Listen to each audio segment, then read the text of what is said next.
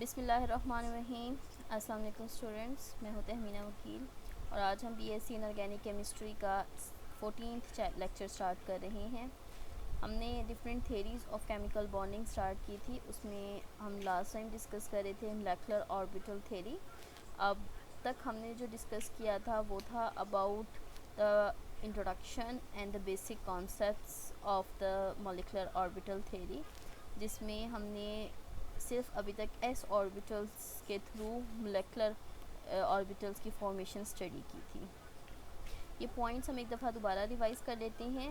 Molecular orbital theory में क्या है, two atomic orbitals they combine to form a bonding molecular orbital and anti bonding molecular orbital. जो electron bonding molecular orbital में होते हैं वो स्टेबिलिटी इम्पार्ट करते हैं, and the electron which are in anti bonding molecular orbital they impart instability. जितने number of atomic orbitals combine करेंगे इतने ही number of molecular orbitals produced होंगे, and the filling of electron in all these molecular orbitals are like with the atomic orbitals according to the Aufbau principles, Pauli exclusion principles and the Hund's rule। इसमें हमने देखा था फिर second row elements को, जिसमें lithium और beryllium तक हम डिस्कस कर चुके हैं। लिथियम और बेरिलियम में अभी तक 1s और 2s ऑर्बिटल्स इन्वॉल्व हैं। अब नेक्स्ट हम देखेंगे कि जब 1s 2s के बाद 2p ऑर्बिटल आता है तो उस केस में क्या होता है। जब आपके पास 2s के बाद 2p ऑर्बिटल आएगा तो उस केस में there is a chance of intermixing of s and p orbitals. So the orbitals they are of similar energy, they interact if they have the appropriate symmetries। मतलब अगर आपके पास 2s है तो 2s के साथ 2px intermix कर सकता है, because they both of them are of appropriate symmetry. तो अगर आपके पास सिग्मा 2p है और सिग्मा 2s है तो ये सिमेट्रिकली रिलेटेड होते हैं, डिपेंडिंग अपॉन कि इनका एनर्जी डिफरेंस क्या है। अगर इन दो लेवल्स का एनर्जी डिफरेंस कम है तो ये इंटरमिक्स करके sp हाइब्रिड ऑर्बिटल्स प्रोड्यूस करते हैं। तो इन केस ऑफ लिथियम इसकी एनर्जी है 200 किलो जूल पर मोल, जो कि लो एनर्जी है, और जैसे जैसे हम फ्लोरीन तक जाते हैं तो ये एनर्जी मैक्सिमम हो जाती है। इसका मतलब है कि आपके पास लिथियम के बाद बेरिलियम, उसके बाद बोरॉन, कार्बन, नाइट्रोजन, अगर जो p ऑर्बिटल्स में हम देखें तो इन case of boron, carbon and nitrogen, ये जो 2s है ये 2px के साथ इंटरमिक्स करता है to produce sp hybrid orbital.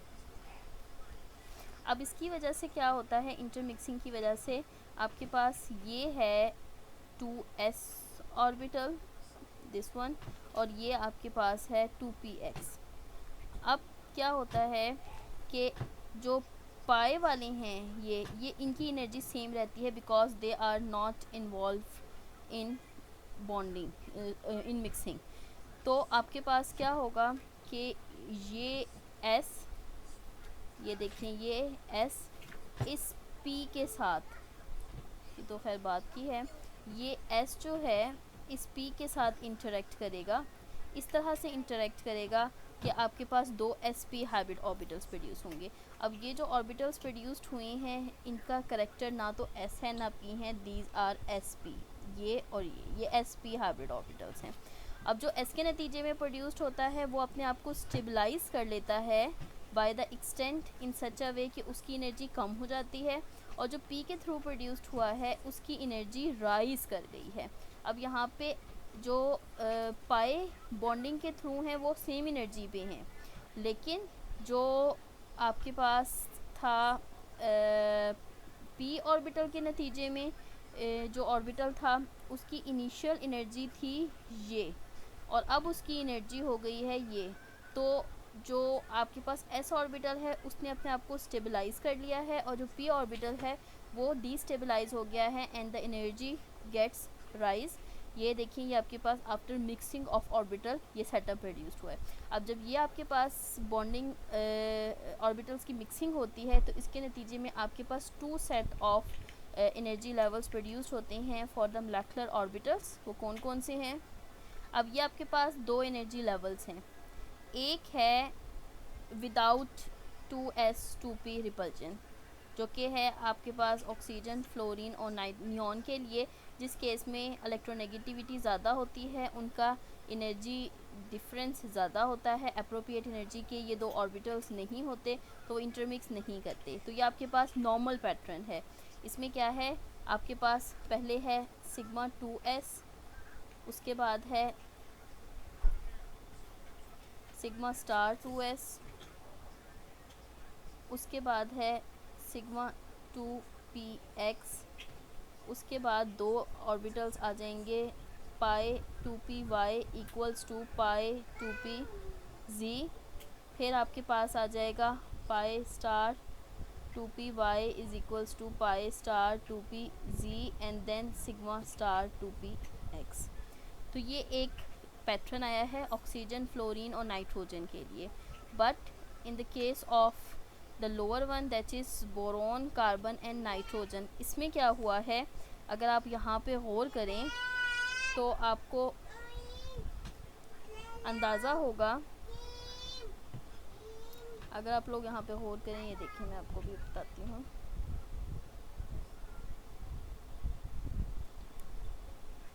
ये देखिए, ये आपके पास था नॉर्मल एनर्जी लेवल 2s के लिए और ये था 2p के लिए। अब s जो है वो स्टेबलाइज हुआ है तो उसकी एनर्जी कम हो गई है, और p जो है वो डिस्टेबलाइज हुआ है तो उसकी एनर्जी बढ़ गई है, जबकि पाई वाले जो हैं वो सेम एनर्जी लेवल पे हैं। तो ये आपके पास दो एनर्जी लेवल्स का एक आया है, ये है with big 2s 2p repulsion और वो विदाउट 2s 2p रिपल्जन थी। तो इन एनर्जी लेवल्स को मद्देनज़र रखते हुए हम आगे इलेक्ट्रॉन्स को फिलअप करेंगे इन दीज एनर्जी लेवल्स। यहाँ से अगर हम मोलेकुलर ऑक्सीजन के लिए देखें तो ऑक्सीजन की इलेक्ट्रॉनिक कन्फिग्रेशन क्या होती है, oxygen has 8 electron, 1s2 2s2 2p4। अब ये 4 इलेक्ट्रॉन्स हैं एक ऑक्सीजन में और ये 4 इलेक्ट्रॉन्स हैं दूसरे ऑक्सीजन में। तो ये क्या करेंगे, इंटरमिक्स करेंगे। आपके पास पहले p सिग्मा 2px है, फिर पाई है, 4 इलेक्ट्रॉन्स एक ऑक्सीजन की हैं, 4 दूसरे की हैं, 4 + 4 8। जब इनकी फिलिंग होगी तो 2 2 2 6 आएंगे बॉन्डिंग में, और चूँकि 2 इलेक्ट्रॉन रह गए हैं एंटी बॉन्डिंग में, तो वो अनपेयर्ड स्पिन के साथ प्रेजेंट होंगे on anti bonding molecular orbital, और ये दो अनपेयर्ड इलेक्ट्रॉन जो हैं वो ऑक्सीजन को पैरामैग्नेटिक बनाते हैं। पैरामैग्नेटिज्म क्या होता है, पैरामैग्नेटिज्म इज़ द फिनोमेना जिसमें कोई भी मॉलिक्यूल एक्सटर्नल मैग्नेटिक फील्ड की तरफ अट्रैक्ट होता है। अगर हम लिक्विड ऑक्सीजन लें तो वो मैग्नेट की तरफ अट्रैक्ट होगी। तो वो किस वजह से आई है, due to the presence of these 2 unpaired electron. अगर हम इसके बॉन्ड ऑर्डर निकालें तो बॉन्डिंग में कितने मोलेकुलर ऑर्बिटल हैं, 6 -2 हैं एंटी बॉन्डिंग में, डिवाइडेड बाय 2, ये आपके पास आ जाएगा 4/2 इज इक्वल्स टू 2। तो इसका बॉन्ड ऑर्डर आपके पास क्या हो गया, 2। इसका मतलब है कि जब दो ऑक्सीजन के दरमियान बॉन्ड क्रिएट होता है then a double bond is created between these 2 oxygens. अब अगर हम बात करते हैं फ्लोरीन की, जो कि नेक्स्ट है, फ्लोरीन के आपके पास होते हैं 9 electron, that is 1s2 2s2 2p5। 5 electron एक फ्लोरीन में है, 5 एक में है। जब इनकी इंटरमिक्स होंगी तो 5 + 5 10, तो 2 4 6 8 10। अब इस केस में कोई अनपेयर्ड इलेक्ट्रॉन नहीं है, that's why they are diamagnetic, मतलब इसकी कोई मैग्नेटिज्म नहीं है जो ये मैग्नेटिक फील्ड की तरफ अट्रैक्ट होगा। अब इसका अगर बॉन्ड ऑर्डर निकाला जाए तो 6 - 4 डिवाइडेड बाय 2, 6 आपके पास है बॉन्डिंग में, 4 एंटी बॉन्डिंग में, तो 2/2 is equals to 1। It means कि 2 फ्लोरीन्स जब आपस में बॉन्ड बनाते हैं तो उनके दरमियान सिंगल बॉन्ड क्रिएट होता है। अब अगर हम बात करते हैं नाइट्रोजन, मोलेकुलर नाइट्रोजन की, तो नाइट्रोजन में जैसे आपको पता कि ये जो सिग्मा 2px है, ये कौन सा ऑर्बिटल है, this one is sigma 2px, ये हाई एनर्जी पे होता है। और नाइट्रोजन की इलेक्ट्रॉनिक कन्फिग्रेशन क्या है, 7 इलेक्ट्रॉन के साथ 1s2 2s2 2p3। तो 3 इलेक्ट्रॉन एक नाइट्रोजन के पास है, 3 इलेक्ट्रॉन एक के पास है, टोटल 6 हो गए। ये 6 के 6 जो हैं वो होते हैं in bonding molecular orbital. So so 6 minus 0 divided by 2, 6/2 is equals to 3। तो दो नाइट्रोजन के दरमियान ट्रिपल बॉन्ड होता है। And also here there as there is no unpaired electron, so nitrogen is also a diamagnetic in nature. अब ये अगर हम तमाम boron, carbon, nitrogen, oxygen, fluorine, neon तमाम के तमाम का अगर कंपैरिजन करते हैं फिलिंग ऑफ इलेक्ट्रॉन का, तो ये एक हमारे पास ओवरव्यू आ जाता है कि किस तरह से इलेक्ट्रॉन अरेंज्ड हैं। अगर आप एक चीज़ देखें तो इन case of boron, carbon and nitrogen पाए वाले नीचे हैं और सिग्मा 2p ऊपर है, और उसी के हिसाब से इनकी फिलिंग हो रही है। अब अगर हम यहाँ पे देखें तो बोरोन जो है इसमें भी अनपेयर्ड इलेक्ट्रॉन्स मौजूद होते हैं, और जिसकी वजह से it is paramagnetic in nature. इसकी जो प्रॉपर्टी है ये पैरामैग्नेटिक होती है, और पैरामैग्नेटिज्म इसमें अराइज होता है इस इलेक्ट्रॉनिक कन्फिग्रेशन, इस मॉलिक्यूलर अरेंजमेंट की वजह से। उसके बाद अगर हम आ जाते हैं ऑक्सीजन, फ्लोरीन, नियॉन, तो इसमें आपके पास सिग्मा वाले नीचे हैं और पाए वाले ऊपर हैं। जब सिग्मा वाले नीचे, पाए वाले ऊपर, तो इस केस में ऑक्सीजन है जो कि अनपेयर्ड इलेक्ट्रॉन रखता है and it is paramagnetic in nature. तो अगर हम इस सेकेंड रो एलिमेंट्स को देखें तो एक है आपके पास ऑक्सीजन मॉलिक्यूल और एक है boron molecule. Both of them are paramagnetic in nature. ये फिलिंग ऑफ इलेक्ट्रॉन है। इस केस में आप आराम से जो है वो बॉन्ड ऑर्डर कैलकुलेट कर सकते हो। ये देखें बोरोन के केस में 1 बॉन्ड है and it is paramagnetic in nature. ठीक है, ये मैग्नेटिक प्रॉपर्टी पैरामैग्नेटिक। उसके बाद ऑक्सीजन, उसके बाद कार्बन में 2 बॉन्ड ऑर्डर 2 हैं डायमैग्नेटिक, नाइट्रोजन में 3 है डायमैग्नेटिक, फिर oxygen it is paramagnetic with 2 bond order, फिर फ्लोरीन डायमैग्नेटिक, और नियॉन में बॉन्ड बनता ही नहीं है। इसी वजह से नियॉन जो है वो मोनो एटॉमिक मॉलिक्यूल के तौर पे एग्जिस्ट करता है। इस केस में कोई, यहाँ पे देख लें, ना इसकी कोई मैग्नेटिक प्रॉपर्टी है और ना ही इसमें कोई इलेक्ट्रॉन है। और ये नीचे जो है वो वैलेंशियल इलेक्ट्रॉनिक कन्फिग्रेशन तमाम के तमाम एलिमेंट्स की मेंशन है।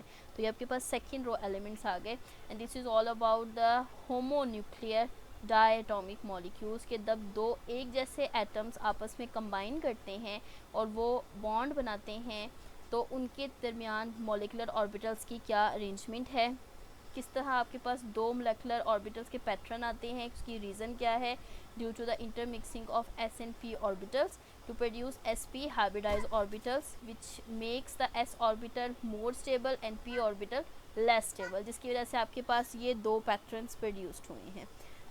अब हम देखेंगे नेक्स्ट हीट्रो न्यूक्लियर मॉलिक्यूल्स में कि जब 2 हीट्रो न्यूक्लियर मॉलिक्यूल्स आते हैं 2 एटम्स के, तो उसके दरमियान जो है किस किस्म की इंटरेक्शंस डेवलप होती हैं और किस किस्म के मोलेकुलर ऑर्बिटल्स प्रोड्यूस्ड होते हैं। सबसे पहले अगर हम देखें तो हमारे पास एक सिंपल सा मॉलिक्यूल है HF को अगर हम देखें तो हाइड्रोजन के पास 1 इलेक्ट्रॉन है इन 1s ऑर्बिटल, और फ्लोरीन के पास 9 इलेक्ट्रॉन्स हैं, 2 1s में, 2 2s में और 5 जो हैं 2p5 में। अब अगर हम वैलेंस इलेक्ट्रॉनिक कन्फिग्रेशंस देखते हैं तो s क्या है, स्फेरिकल सिमेट्रिकल, तो ये किससे इंटरेक्ट करेगा, p के x के साथ, जो कि x एक्सिस में है 2px। तो जब ये इंटरेक्ट करेंगे तो आपके पास इस किस्म की इंटरेक्शंस डेवलप होंगी जो कि फिजिबल हैं। अगर हम कहें कि इसके अलावा ये 2px है, इसके अलावा अगर pz या py जो है वो इंटरेक्ट करे, तो इस केस में इंटरेक्शंस जो हैं वो सही फिजिबल पॉसिबल नहीं है। तो पहली बात तो ये कि f का कौन सा ऑर्बिटल इंटरेक्ट कर रहा है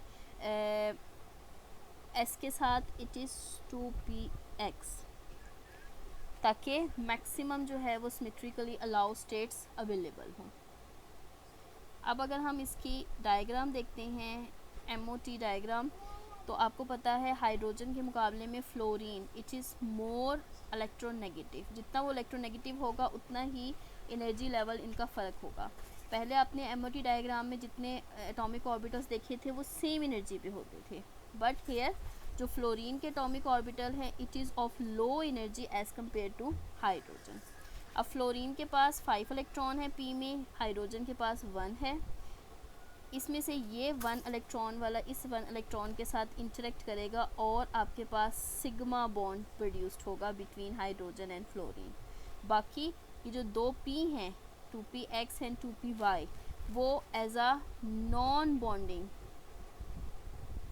बॉन्डिंग मतलब ऐसे इलेक्ट्रॉन्स जो कि बॉन्डिंग में इन्वॉल्व नहीं होते, ये as a non bonding molecular orbital involve होंगे और ऊपर आपके पास एंटी बॉन्डिंग है। तो अगर हम इसका बॉन्ड ऑर्डर निकालें तो बॉन्डिंग में कितने हैं 2, एंटी बॉन्डिंग में कितने हैं 0 divided by 2, so the bond order will be 1। इसका मतलब है हाइड्रोजन और फ्लोरीन के दरमियान एक बॉन्ड क्रिएट होता है।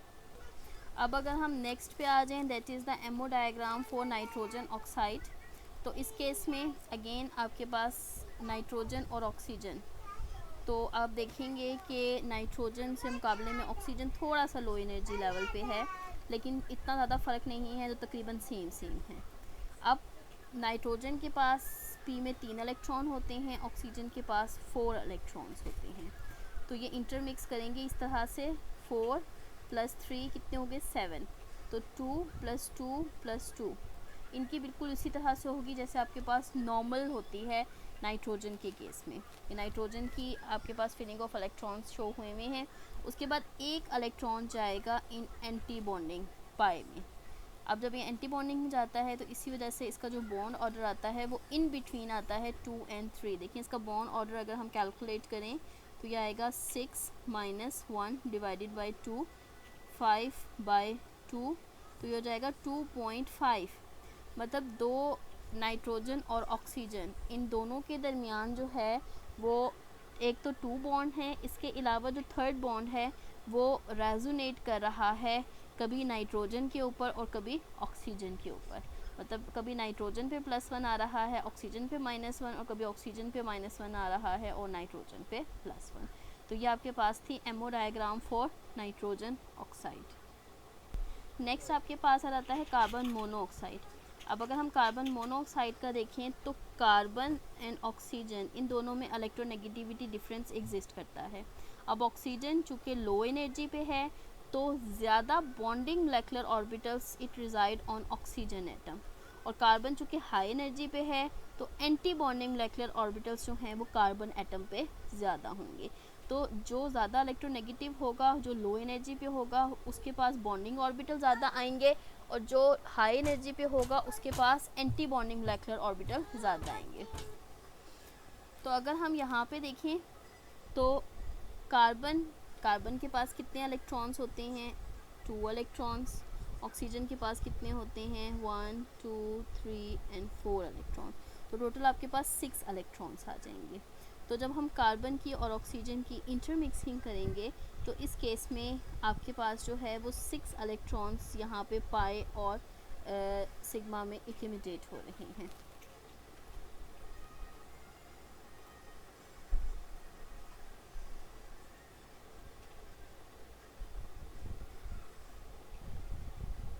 कार्बन मोनोऑक्साइड जो है it is highly reactive molecule, और ये ट्रांजिशन मेटल के साथ नॉर्मली इन्वॉल्व होता है from the highest occupied molecular orbital when donating electron. Highest occupied molecular orbitals इस केस में कौन सा है सिग्मा 2px, ये हाईएस्ट ऑक्यूपाइड ऑर्बिटल है, और ये 2 इलेक्ट्रॉन देता है जब भी किसी ट्रांजिशन मेटल के साथ ये इन्वॉल्व है। अब अगर इस केस में हम इसका बॉन्ड ऑर्डर देखें तो 6 - 0 divided by 2, 3 is the bond order, और इस केस में कार्बन और ऑक्सीजन के दरमियान ट्रिपल बॉन्ड जो है वो क्रिएट होता है। इसी तरह से अगर ये एज अ एक्सेप्टर एक्ट होता है, मतलब ये तो डोनर की बात थी, जब इलेक्ट्रॉन डोनेट करने थे तो उस केस में HOMO that is highest occupied molecular orbital that is sigma 2px involve था।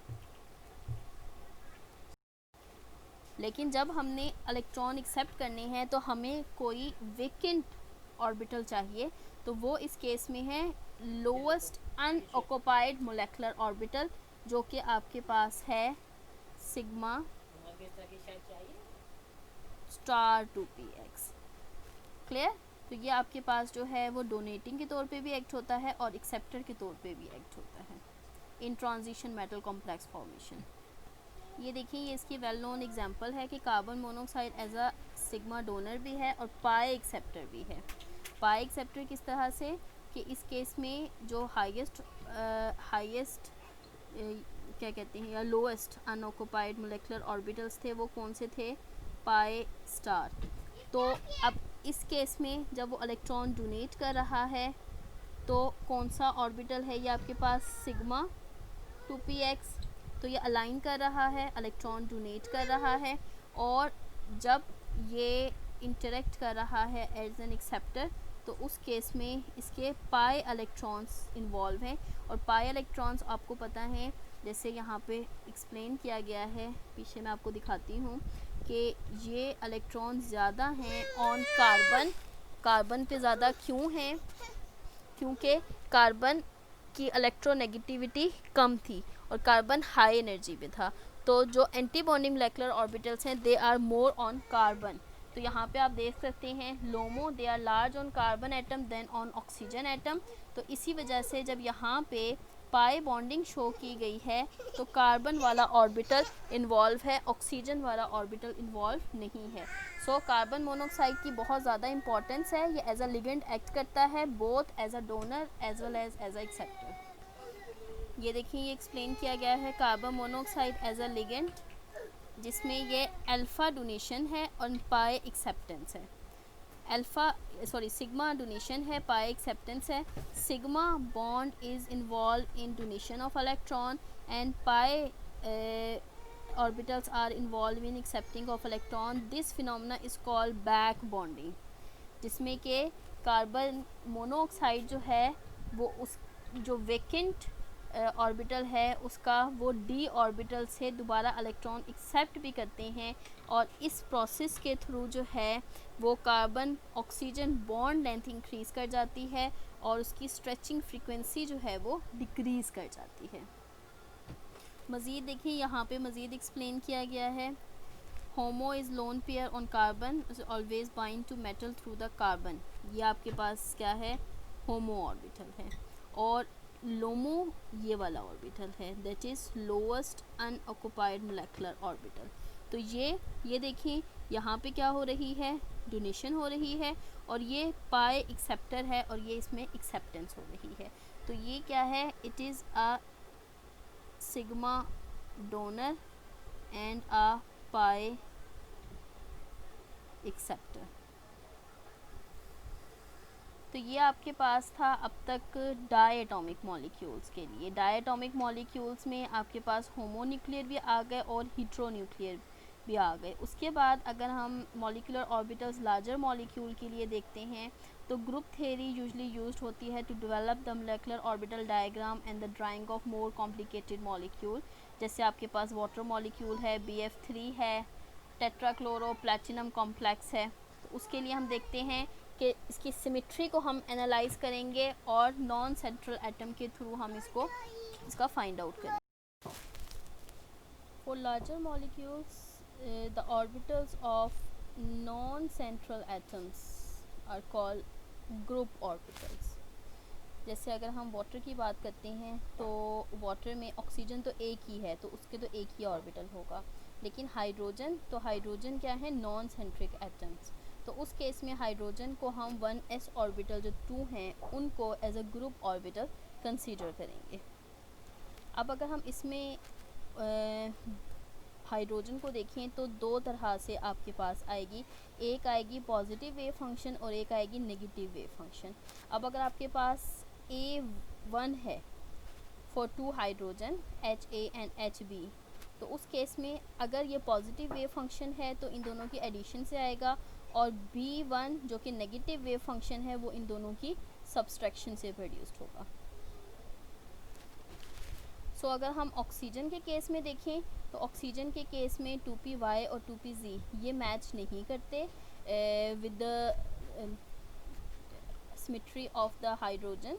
तो इस केस में जो और ऑर्बिटल्स हैं वो अप्रोप्रिएट ग्रुप के साथ, so they will combine with appropriate orbitals to form bonding as well as anti-bonding molecular orbitals। अब ये देखिए, ये आपके पास ऑक्सीजन की MOT डायग्राम है।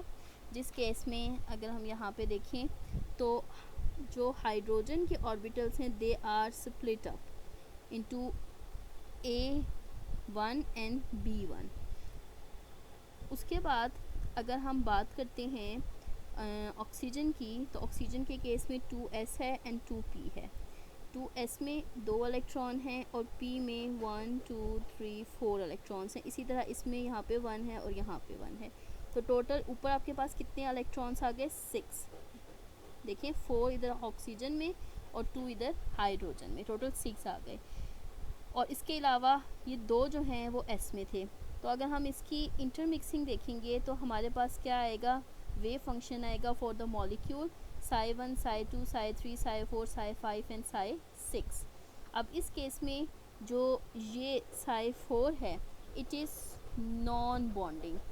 ये नॉन बॉन्डिंग क्यों है? क्योंकि ये ऑक्सीजन के लेवल पे है and it's not involve in bonding. उसके बाद हमारे पास आ जाएगा ये 2a, it is also non bonding. अगर आप इनको देखें तो ये आपके पास सिर्फ ऑक्सीजन के थ्रू आई हैं। बाकी जो ये 2 हैं दे आर बॉन्डिंग।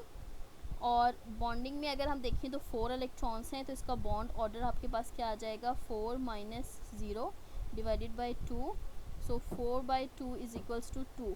तो हमें पता है कि in case of water molecules there are 2 bonds which are present between oxygen and hydrogen and 2 lone pairs they are present on oxygen। तो ये आपके पास थी MOT diagram for the higher molecules, triatomic molecules के लिए। Hopes हो कि आपको तमाम पॉइंट्स क्लियर होंगे। आज हमने डायटॉमिक हिट्रोन्यूक्लियर एटम्स मॉलिक्यूल्स को डिस्कस किया, और उसके बाद जो है होमोन्यूक्लियर को, हिट्रोन्यूक्लियर को, और फिर उसके बाद ये हायर मॉलिक्यूल की एक एग्जांपल थी दैट इज़ वाटर मॉलिक्यूल, इसको देखा। बहुत ज़्यादा डिटेलिंग आपके कोर्स में नहीं है, आपको थोड़ा आइडिया होना चाहिए कि इस केस में क्या हो रहा है।